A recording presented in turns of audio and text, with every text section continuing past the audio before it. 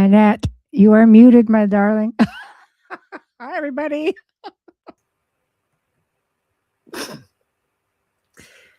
All right.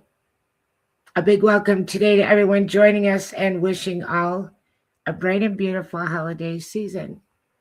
I'm Annette Munich, co-host of Father Shawn's Paranormal Ministry here on UPRN Talk Radio 107.7 FM, New Orleans, and 105.3 FM, Gulf Coast. Unfortunately, Father Shawn is not with us today due to illness, and all of your thoughts and prayers on his behalf are very welcome. Father Shawn is a permanent cast member from Eli Roth Presents The Legion of Exorcists on Travel Channel, and also available to watch on Max and Discovery Plus. He is a priest with the Old Catholic Church and author of God, Ghosts, and the Paranormal Ministry, Volumes 1 and 2, plus our new book together and with contributors called Help Me, I'm Haunted. All are available on Amazon in paperback and Kindle. Signed copies from Father Shawn are available on his website, ghostbegone.biz. I'm the owner of Stellium Books and a lifelong paranormal experiencer and author. Our special guest today is the very talented Bobby J. Gallo. Bobby is an author and producer of Gallo Family Ghost Hunters in its 7th season, which is available on YouTube. He is also a fabulous contributor to our new Help Me, I'm Haunted book, where he wrote a detailed article on portals, which we will discuss today. So we extend a warm Paranormal Ministry family welcome to Bobby J. Gallo. There we go. There we go. It looks like I was muted too. Oh no. Maybe we've got a ghost in the system. We've already been through a lot. It has happened before. That happens. It has happened before. Absolutely. I've had some shows with a lot of interference from I just think it's the topic or the person. I don't want to blame you. I don't want to say it's Bobby's fault, but for different reasons, something wants to get in there and hold it back. And I also have that happen with the books I'm doing. Sometimes I have a lot of paranormal experiences and they get into the computer. And I've had where I'm working on a book and now the page numbers are scrambled. The pictures for the book are all upside down and it's being messed with because there's information in there that they don't want going out into the world. So, they mess with electronics very easily. So we can blame it on that a little bit because I came here and I sat down and I was having my computer was just being slow and weird. And then my mic had always worked before, except for today. I completely agree with that. There's an old saying, and I could actually say it on this show because it's Father Shawn's show, and he's a Catholic priest, that the devil's greatest, I would say, scheme or his greatest trick is to believe people he doesn't exist. Right. And when we talk about subject matter like this, right, we are showing people that the afterlife, these other realms do exist, and they don't like that. They don't want that. Nope. They want everybody to be secular. They want everybody to think this is all there is because it's easier to manipulate people when people don't have a spiritual side. Well, yeah. Well, I think the saying is that his best trick is convincing people he doesn't exist. Correct. And it was interesting because the third time I restarted my computer, I did pray to Archangel Michael to help me. I think that was great. And then I came and I looked and I was back in the studio and it said, your mic is working. And I did nothing to really fix the mic. I checked my mic settings. It said it was on, but obviously it wasn't. So, you know, Yep. mysterious things that happen.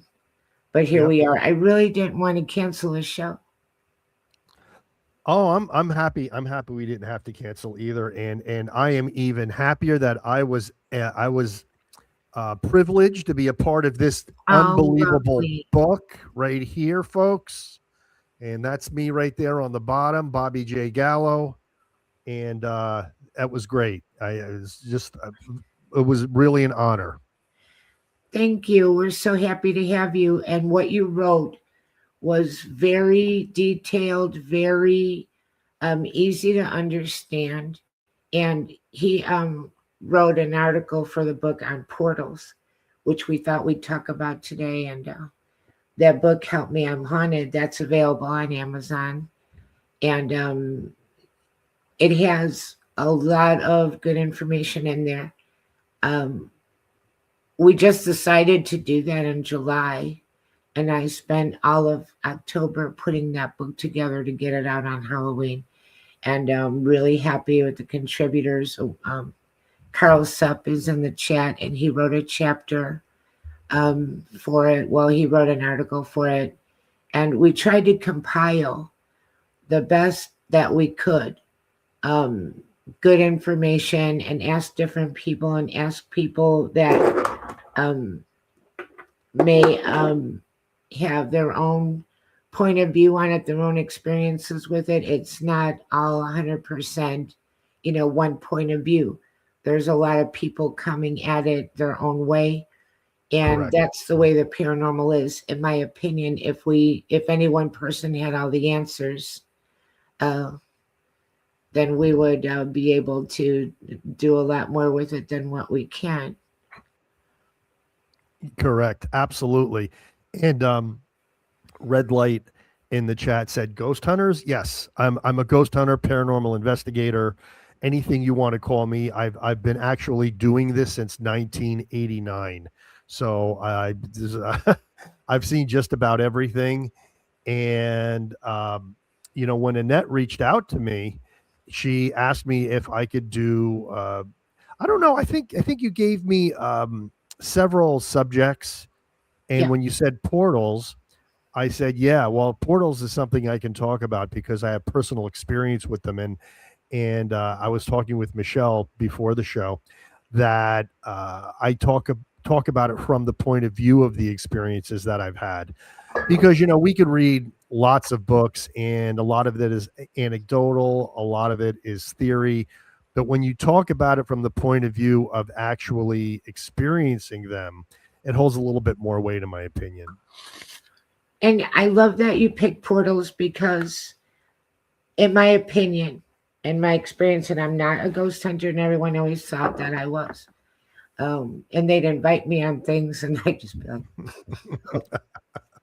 well, we could do a lock in. We'll be locked in till 7 a.m. I'm like, no, I don't want to. How much does that ticket to that PTSD cost? No, thank you. Well, That's the something whole might happen. Something will happen. correct.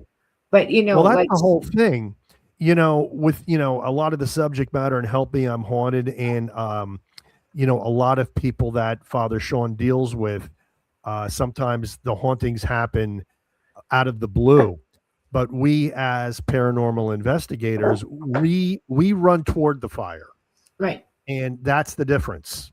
right, We're looking, and why do we do this? Why would we want to do this? Because we're looking for evidence. A lot of people out there, they don't have that assurance of the whole life after death thing. Some people have more faith than others. And I right, always point to St. Thomas in the Bible, that he didn't believe. He walked with Jesus. He saw all the miracles. He saw everything, but he still didn't believe until he could see the risen Jesus and put his fingers in Jesus's side and see the holes in his hand. And I think there's a little bit of St. Thomas in a lot of people. I know there's a little bit in me. Even though I was raised Roman Catholic, I still want to know. I want that assurance. I want that validation that everything that has been told to me all throughout my childhood is true. And now people ask me, they go, well, do you believe in ghosts at this point? I says, well, I passed the point of belief a long time ago. Right. I've seen them, I've heard them, I've felt them, I've recorded them, I've taken pictures of them. They're there, folks. And if they are not ghosts, then what are they? Right. Uh, and from a Catholic point of view, I believe they are spirits that have not moved on and and being stuck here on earth, and we call them earthbound spirits, might even be what purgatory is. We don't know. They're here to learn the lessons before they can move on. Of course, some of them are darker, and Father Shawn would be the first one to agree with that. Some of them may even be demonic in nature. They may not be the ghosts of human spirits at all, but actual demons. But then people say, well, if they're stuck here, where do portals come in? Where, what is this thing about portals? I mean, if they're already here, why do they need a portal? And the short answer is that there is a veil. Everybody's heard the term the veil, and at certain times of the year, the veil is thinner. And what portals are places, locations where the veil is at its thinnest, and it's easier for those spirits or entities on the other side to enter this plane of existence. They're all around us anyway, but sometimes it's not easier for them to interact or even see us. I believe though that places where there are portals, where that veil, that energy field that is keeping them on the other side is very, very thin, and one or a whole lot of them can come through at one time. Well, with the portals, that's a really interesting topic, and portals can also be, I believe, man-made by people dabbling and doing black magic or whatever, and it can be created. Right. And then there's natural portals, and there's natural portals and things like that outdoors as well. But once you have a portal and you might want to close it, that can be a little bit more daunting, but I believe that they can be closed. I believe that what was done can be undone. I'm also Catholic, by the way. If someone started that, someone could finish that. But, I think that there's a lot of people that get involved in things, and they think it'll be cool to find out and whatever, let's see what happens. And the next thing you know, it's a big problem. It can be a problem, and it was a problem for us at some points as well. So I'll be the first to say that anybody who goes into this field, you need to do your homework, because you can unleash things that are very, very hard to get rid of. And I talk about it in this great new book, Help Me, I'm Haunted, right here, because we opened a portal and we had something follow us home, and it was for months. Everybody uses the term, it was a living hell. It was a living hell for months, until a priest, an exorcist, and a shaman was finally able to get rid of this thing. I see what Red Light is saying. He believes in reincarnation. A lot of people do. Believe it or not, even as a Catholic, and we're not supposed to believe in reincarnation, I'm kind of on the fence about it, but I don't believe there's one steadfast rule on that. Right. I think you choose whether or not you want to come back or not. So I don't think it's automatic. And maybe my Buddhist friends will disagree with me on that. And then here's another one. If you don't believe in ghosts, then you also don't believe in God, and vice versa. I think, honestly, if you believe in God, how can you not believe in ghosts? But some people don't. That's such really an interesting thing, because I've come across a lot of people that they're having problems with spirit world, and they don't believe in God. Right. So you live in an environment where you already know that this world is not all there is. You know that. Correct. but you don't believe in God. In some instances, that makes it really hard to help somebody. Absolutely. And I've also run across people that believe in demonic and don't believe in God. A lot of people that believe in God, but they don't believe in demons. But now I'm running across people that believe in demons, but not God. And to me, that's two sides of the same coin. Absolutely. Absolutely. And we run across this a lot in the paranormal field, where people want to pick and choose what they want to believe. Well, I don't want to believe in God, because if I believe in God, then he's going to hold me accountable for my lifestyle, or he's going to judge me about, the clothes I wear. And we all know that uh, I mean, I guess to a point that might be true, but somebody's got to be in charge. And, there's a hierarchy to everything. And either the spirit world is real, or it isn't. And to me, one thing absolutely validates the other. So I'm with you on that. I don't know how that works, that people do not believe in God, but yet will believe in a spirit world. But then again, it goes back to the devil's greatest trick was convincing people he doesn't exist. Right, Because I have talked to people that attend, that are self-proclaimed Satanists, and they attend the Satanic Church, and the Satanic Church says, well, we really don't believe in the devil as an actual figure. He's just a symbol. I'm like, well, look at that.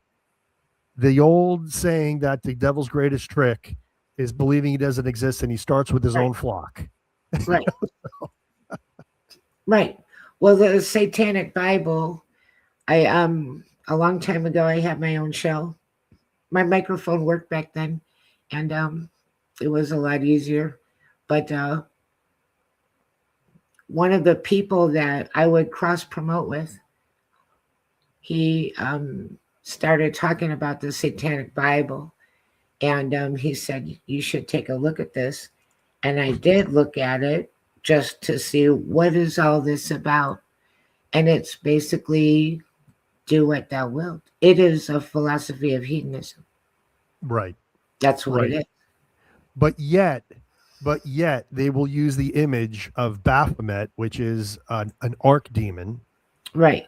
and they will wear sigils with his image on it, or her image, because it's like a male coat with breasts, and it's just this weird conglomeration. Um, and yet they'll say he doesn't exist. Folks, wake up. I mean, seriously, if you just wanted to have a hedonistic religion without a deity, then do it. But don't call yourself the Church of Satan, because if you're calling yourself the Church of Satan, it's the Church of Satan. Right. And the head of that church is literally using you as a pawn, and convincing you he doesn't exist. And you're buying right into it. It's just, to me, it's mind-boggling. And those places are prime candidates for portals, because what they're doing is they're letting it all in, because the easiest person to manipulate is the person who doesn't believe. Yeah. And when I had my show back in the day, and I received a lot of emails, and a lot of them were from kids that thought it would be funny to do this, that, or the other thing. And now they're in a jam and they don't know how to make it stop. And, Right. It's really sad. And there's a lot of that. Um, and you can think that it's harmless, or think that, well, like Ouija boards were sold, with the games. Even back, when I was a kid. Um, and maybe you'd use it 10 times and nothing happened, but maybe the 11th time something would. Because it's really just extending an invitation out into the universe for anything. Correct. It's like going to Correct. bed at night and leaving your door wide open. Right. Um, And we also have to realize that we do not know what these things are. right, Even as a ghost hunter, I don't know it's a ghost. I don't know what it is. I can't see it. I know it's there. I know it's reacting intelligently on my ITC equipment, which is an acronym for instrumental trans communication. yeah, I know it's answering questions, But do I know for sure it's a ghost? Do I know it's a demon? Do I know it's an extraterrestrial? I don't know any of those things. I know Right. what it's telling me, but is it deceiving me? It might be.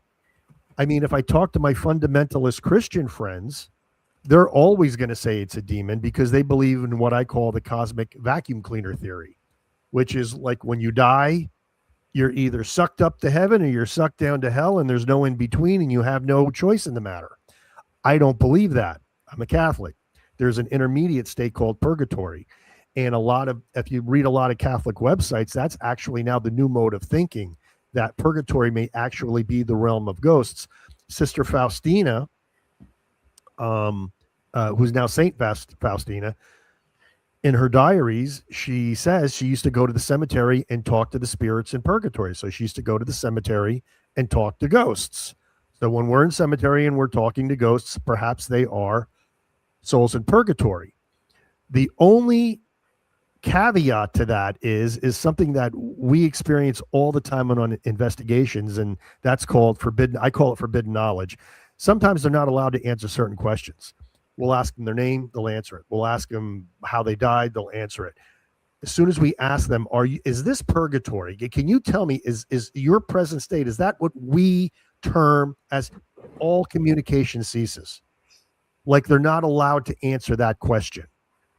And we find that with a lot of spiritual questions that they're not allowed to answer it. And I find that very puzzling.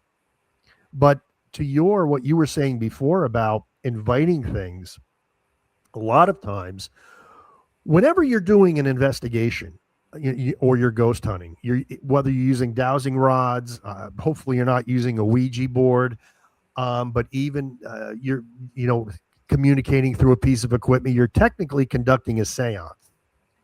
And when you do that, you are inviting them. You're asking them to interact with you. Right. And sometimes more than one will come through. And that's when you can open up what we call a portal. And a portal is, and once some of these spirits on the other side know that there's a living person that wants to communicate, it's party time. Yeah. And they come through. And we've had multiple. In fact, when we had our issue, it wasn't one, it was a legion of spirits, because at one point during the infestation, I like to call it, they attacked me. And they were predominantly attacking another member of my family. But one night I got so angry and I was so tired of it. I said, stop tormenting them. Come and get me. Come and get me. And Annette, no sooner did I say that, I will never forget this as long as I live. All of a sudden in my head, I heard a crowd of people, all this gibberish talking. They were trying to get in, and I couldn't believe it. All of a sudden I realized, wow, it's really happening. They're really coming for me.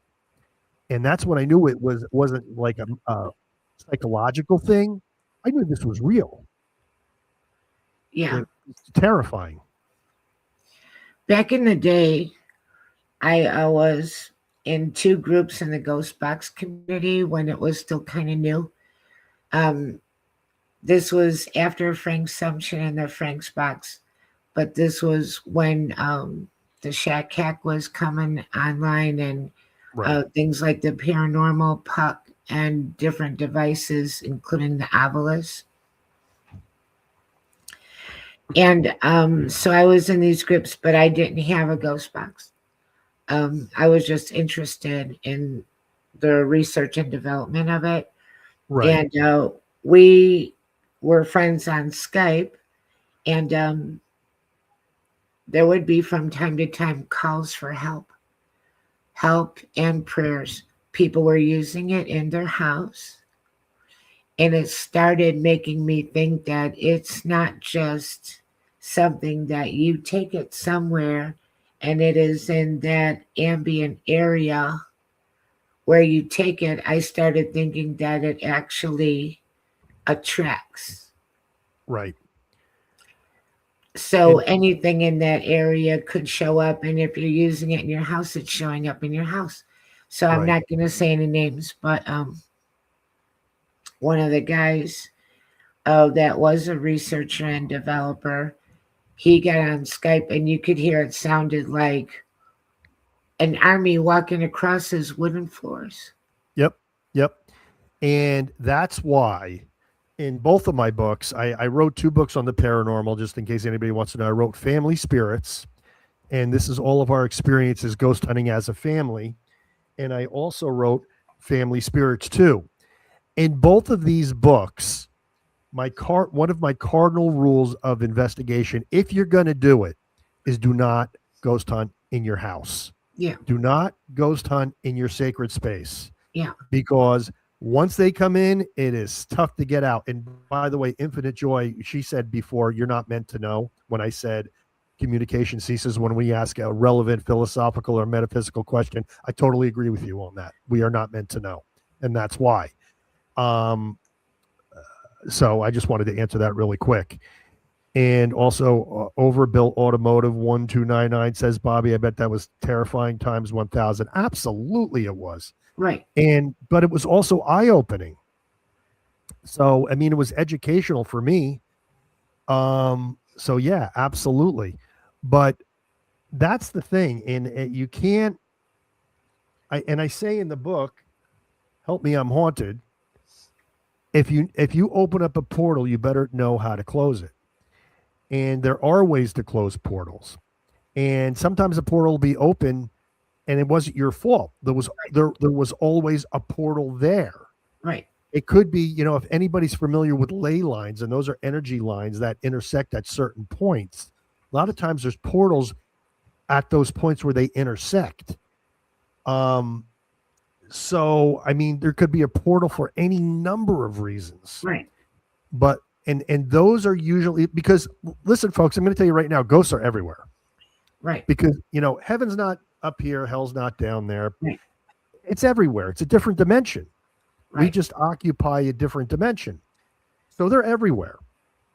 But some places are deemed haunted. Why are some places deemed haunted? Those are the places where portals have been opened. Oh, they're going to be more active than other places. Cemeteries are notoriously haunted and many times have portals. And you know why? Because of the grief that is expended there. People go there and they pour out their heart to their lost loved ones, and they want signs, and they're asking for signs in that sacred space. And a lot of times these portals are opened. So a lot of that's one reason. There's other reasons, I believe, why cemeteries are haunted, but that would be one reason. Well, there was a guy that I knew that did kind of an interesting experiment, and he was in a cemetery. And I think all cemeteries have spirit energy. I'm one of those that I think the word haunted is misused, because haunted means something's attached to there all the time.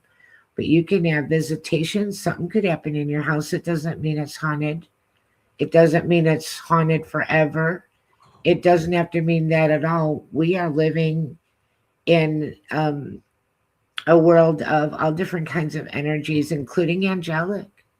I feel like I get a lot of just little angelic signs that maybe prayers have been heard. And it's important when something happens to think, what was I just doing before that happened? What was I thinking? What was I listening to? Whatever, because sometimes it could be you were just talking about XYZ and now boom, you got a validation. Right. But this guy had an experiment, and he was in a cemetery, and he had a psychic medium, and she said that she saw a woman, and everyone started taking pictures. And on some pictures, it looked like a mist. On some pictures, it looked like orbs.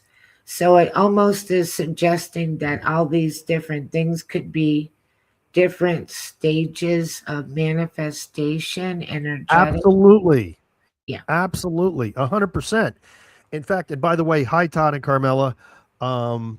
And I just want to really quick answer the question that Overbuilt Automotive has. He said, Bobby, how did you get rid of that horde that got in your head? Okay, that's a really good question, and I didn't answer that. You know, before this was called the paranormal, this was called psychic phenomenon. Psychic means it happens in your head. So I basically mustered up all the will that I could, and I told him to get out. And I was very, very forceful. And I used some really colorful language when I did it. And believe it or not, that worked. Immediately it ceased. So a big part of this is you have to have a strong will. If you feel like you're getting attacked, you got to be very forceful, and you have to summon all that will you have and all the faith that you have. I'm big on the Saint Benedict medal, but that's not a talisman. You have to have faith that that's going to work, for that exorcism that's inscribed on that to actually take effect. But that's basically what happened. But Annette, getting back to what you were just saying about how these things manifest, in my first book, Family Spirits, which is this one right here, I actually have a series of pictures where a spirit actually did start as an orb about that big, and then blew up into a cloud of ectoplasm, ectoplasm, and then finally morphed into a full body apparition standing right next to me. So what you just described is something that I've actually experienced, and we've experienced it in real time because my daughter was taking the pictures with an infrared camera, because, by the way, infrared is a spectrum of light that we cannot see but can be captured on an infrared camera. She got it. The orb, the ectoplasm cloud that was seen sucking energy out of our EVP recorder while it was captured in order to get the energy to manifest into a full body apparition. So we got all of that. So kudos to you on that. You are 100% right. And it makes sense too, because we think of all these things as different things, and you can write about them as different things, but also they can be just spirit energy and different stages of the same kind of thing. Like Right. a lot of people discount orbs, and it could be dust and it could be bugs, but a lot of times it isn't. An orb looks luminous. Yes. And orbs in your house, you can say what you think if you think it's different. It doesn't have to be a sign that you've got a serious problem. No. If In all you fact, have as evidence is orbs, look that's at an energetic right. presence, but it doesn't mean that you have to be afraid. 100%. Well, okay. Let me just, first of all, I'm an orb guy. You're not going to get any fight from me. I will say from the get go, and I just talked about this subject on my show with Todd and Carmela, who are watching this show right now. Orbs. There are things that can cause orbs in a camera. So I'm going to say that from the get go. There's something called lens flare. Lens flare is easily identifiable and is often misconstrued as a spirit orb. There are occasionally a bug will cross the lens, but you could tell it's a bug. Oftentimes you can see the wings. You know a spider web when you see it because it looks like a strand. But there are those orbs, especially the round ones that have a membrane around the circumference. To me, that's a telltale sign of a paranormal orb. And there have been scientific books written on this subject, one by Klaus Heinemann, PhD. He's a NASA scientist. He wrote a book called The Orb Project. He is convinced that they are paranormal. He will also talk about lens flare, but he did scientific tests. He's gotten orbs in clean rooms where there is no dust. He's gotten orbs underwater.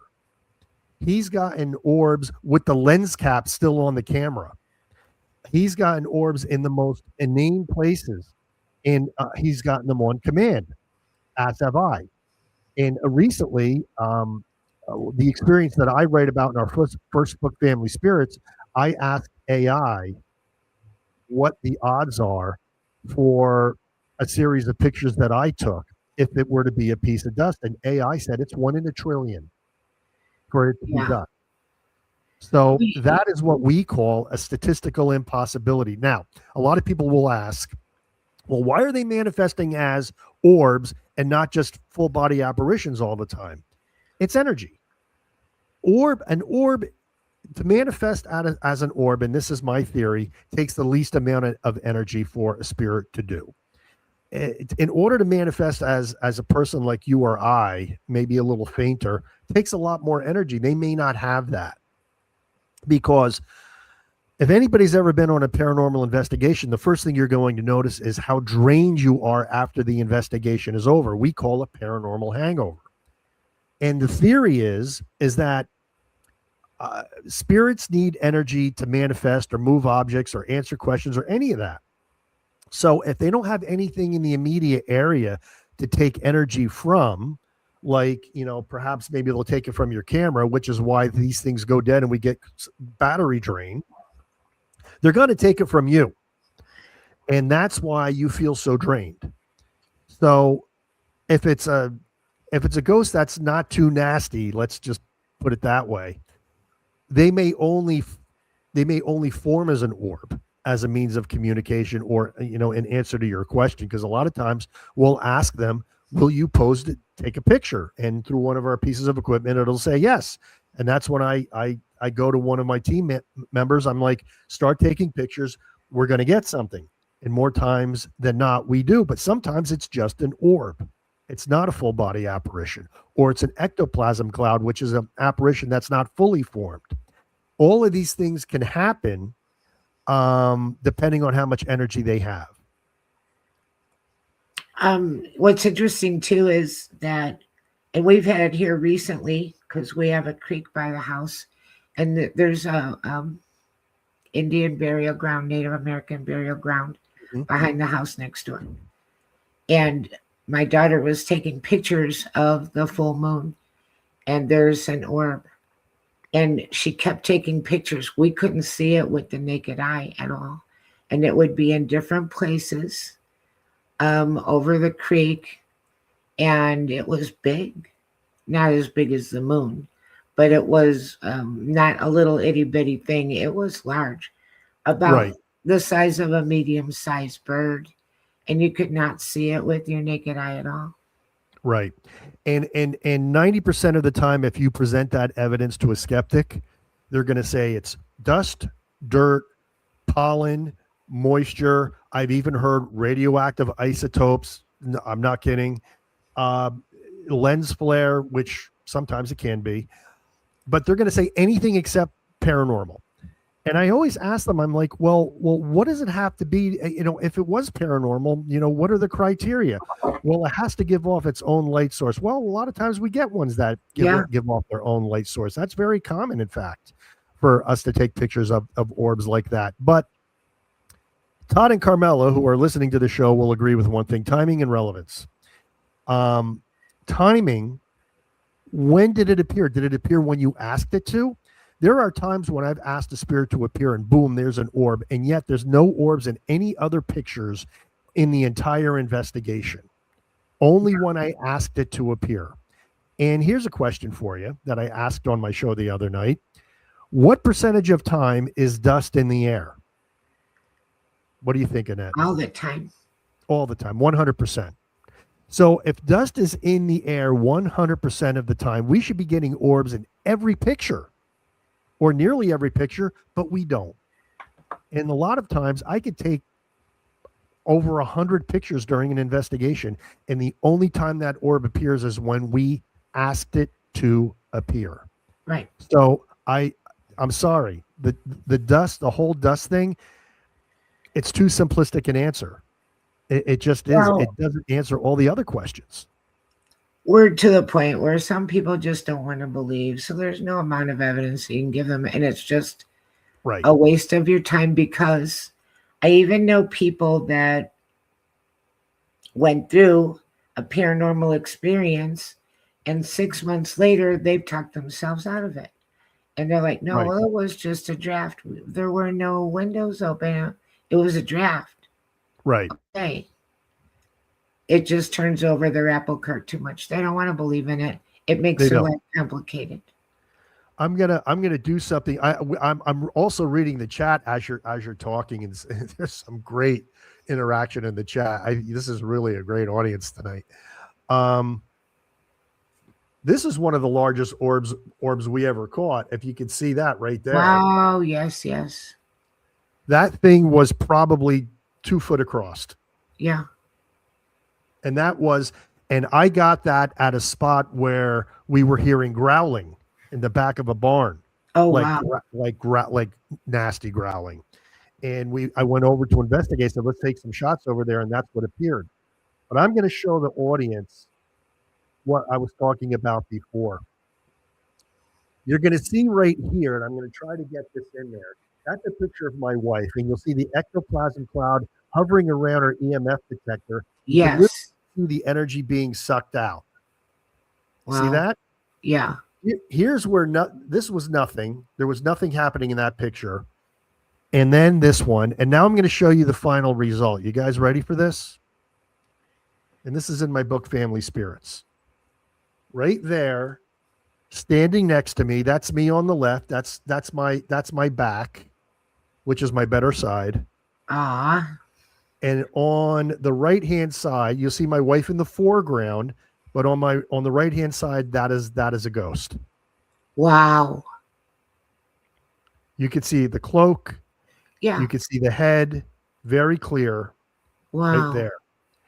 And here's the thing.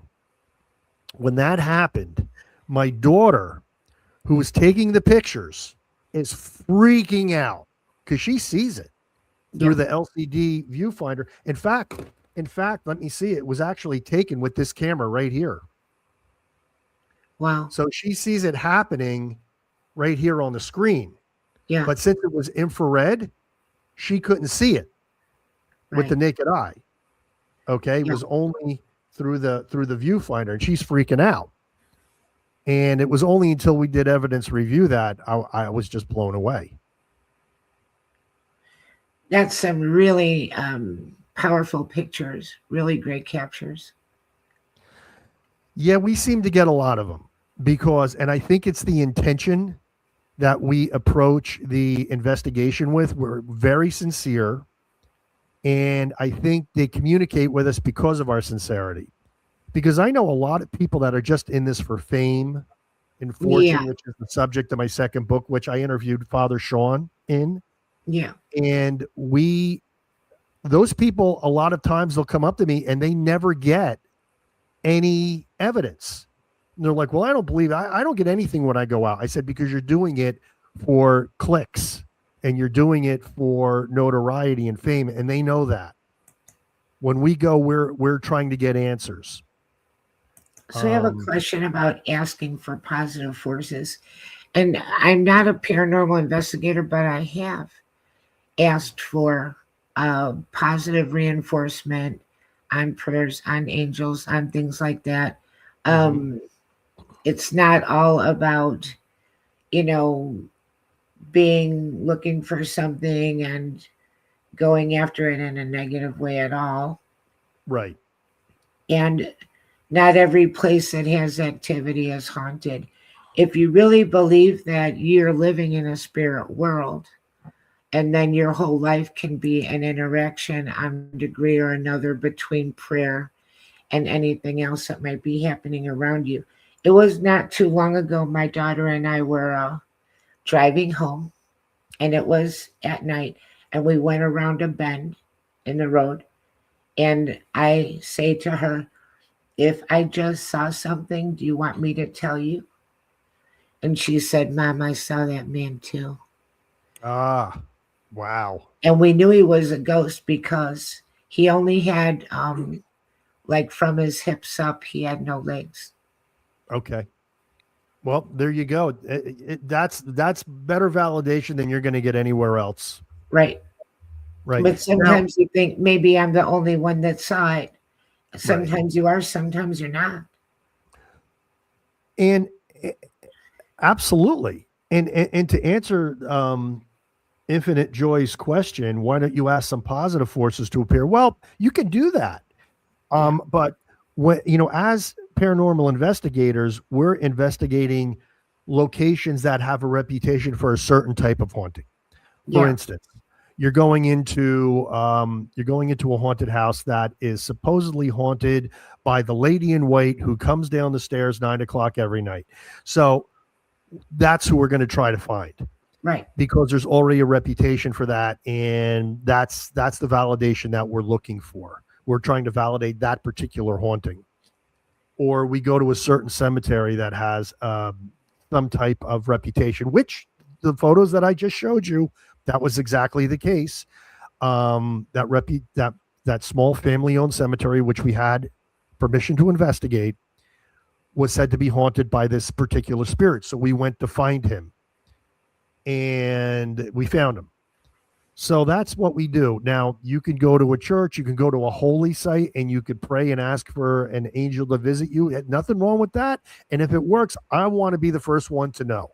Right. But as paranormal investigators, that's not really what we're doing. But there's nothing wrong with doing that. Right. I understand what you're saying. You're at a specific location with a specific story. Correct. But if you're just walking around in a cemetery and you don't have any specific anything, and you just want to pray for the spirits who are there, and it's a very I think it's something that I do is every time I go by a cemetery, I say a prayer for all the spirits inside. Well, really a Catholic thing. Yes. And then, if you want to do that, and you can take some pictures and you can see, and if something happens because of that in response to prayer. I did have one, I know we have to wrap up. I did have one picture that was taken of me when I was praying, and it looked like I had a whole bunch of little orbs all around me while I was praying. And so, that is an positive, energetic thing that you can put out. Well, we're on this. We're talking about portals a lot in this show, and this all dovetails with what you just said. A lot of time we have found that some of the most haunted cemeteries are old Protestant cemeteries. Now, why old Protestant cemeteries? There's a reason, and it's not because there's a portal, but it will seem like there's a portal there. Let me explain. The old Protestant belief, and you'll see this because they have it etched right on a lot of their tombstones, is they believe it's something called the sleep, where when you die, you don't go up to heaven or hell. You sleep in the grave until the second coming of Christ, yes. When he raises the dead, and then comes the judgment. But until then, it's kind of like you're just sleeping in the grave. Yeah. So what we believe happens is these people died. And because that was their belief system, and because I believe you still have free will after death, because that was their belief system, they believe that in the grave is where they are supposed to be until the second coming. So a lot of times you'll go into an old Victorian era Protestant cemetery with the big monuments and the spooky headstones and everything, and you'll investigate, and the place lights up like a Christmas tree. Yeah. All your equipment. Why? Because that's where they are. They're there. They're sleeping in the grave, and you can call them, and they, boom, there they are. Interesting. And we've had that experience many, many, many times. What I want to do right now is quickly wrap up, because I know that Spirit Switchboard is coming on with Carrie Lynn Shellhorn, and I want Bobby to be able to give his links, and you have a new store opening up. And I also want to say a brand new book that I did in collaboration with Hammerhead Media. We've got The First Noel, The Legend of Santa Claus. And that's a beautifully written story. And that is available on Amazon and paperback and Kindle by James Baxter. Perfect. Yeah. Basically, the only thing I do want to talk about your book. I'm part of your book, so I want everybody to buy that. I was just thrilled to be collabed with that. And I've written 2 books, Family Spirits, The Adventures and Evidence of Gallo Family Ghost Hunters, and Family Spirits 2, Purpose and the Paranormal. And I also wrote a 3rd book, but It's not paranormal. I was a professional magician for 15 years, so I wrote a book on how to be a magician Nice. called The Magic School Archives. And those could be had if you go to, you'll see my name right here on the screen, and you'll see ghosthunter.ws, not .com, .ws. So it's www.ghosthunter.ws. That goes to my link tree, and all my links are there. The links to my books, the links to our web series, so you can see everything I've talked about on the show tonight, and even the new shop that Annette mentioned, that's also on the link tree. Beautiful. And I know if Father Shawn were here, he would say his closing prayer and give a blessing. And we want to wish everybody just a wonderful, beautiful, happy holiday season, Merry Christmas, and a great new year. And we love our chatters. We love our listeners. And thanks for tuning in.